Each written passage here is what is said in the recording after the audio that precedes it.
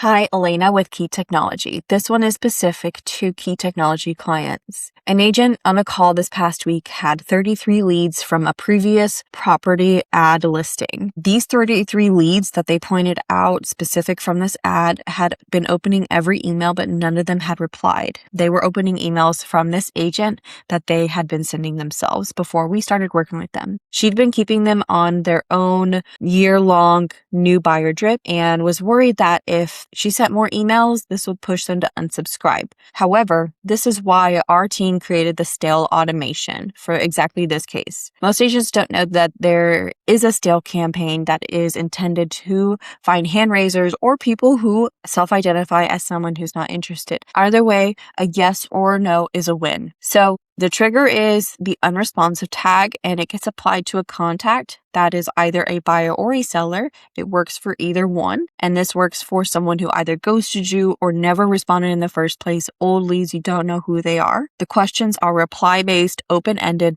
plain text. They land in the inbox. They ask a question. They're direct and short. They ask questions like whether they're looking. They are empathetic. What's slowing them down when they're thinking about moving. We've found that short messages outperform long-winded emails every time. So if you're a Kee Technology client, here is how you use them. In Follow-Up Boss, if you have, let's say you go to old leads, right? You have your smart list here. First thing to note is you don't want to apply to too many at one time because you want to protect your reputation of your email. I would recommend applying to maybe 10 at a time. Depending on if you're on automations 1.0 or 2.0 is really going to affect how this gets applied. If you're on 1.0, you will need to open up each person one by one and manually add a tag, unresponsive, like this, and save.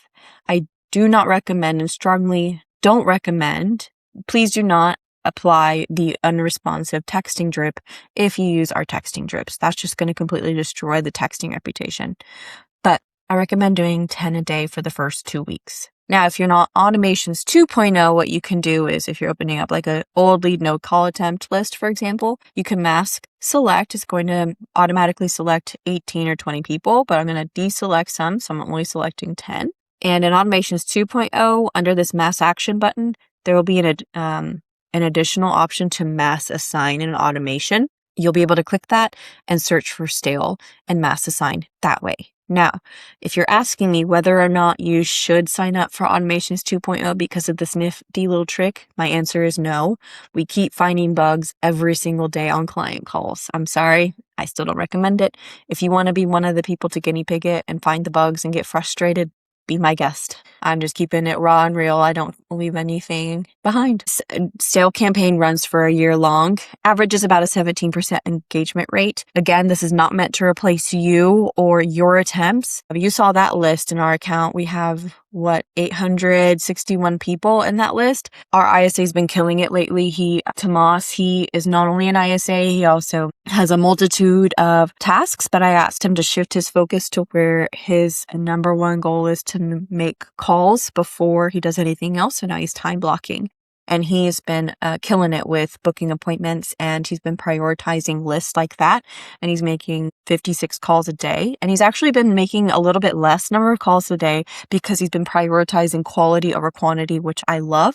And I'm totally fine with it because he's been able to book more per connection he's been making. So a question for the group: how many leads, when you open up your database in your old lead list, are sitting right now with a good email that you can apply that stale action plan to? Go ahead and break it up 10 a day for the first 2 weeks. Pause, because also the goal is to get a response. You don't want to get too many responses at once, but also call them. Call those 10 people that you applied to for that first week. Call them on top of the email. Don't let the email just try to get an engagement rate. Combining both email and call improves your results dramatically. In fact, I used Victor AI. If you're a part of the REC community, you're very familiar with Victor AI.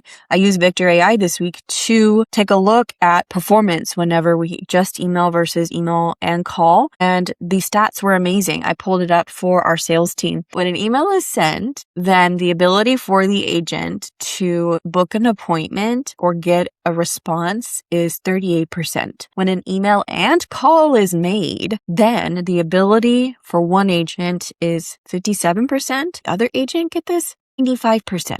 So yes, calling is not dead. So question for the group, how many leads are sitting there and do you plan to do this? Post your results. I'll keep y'all accountable.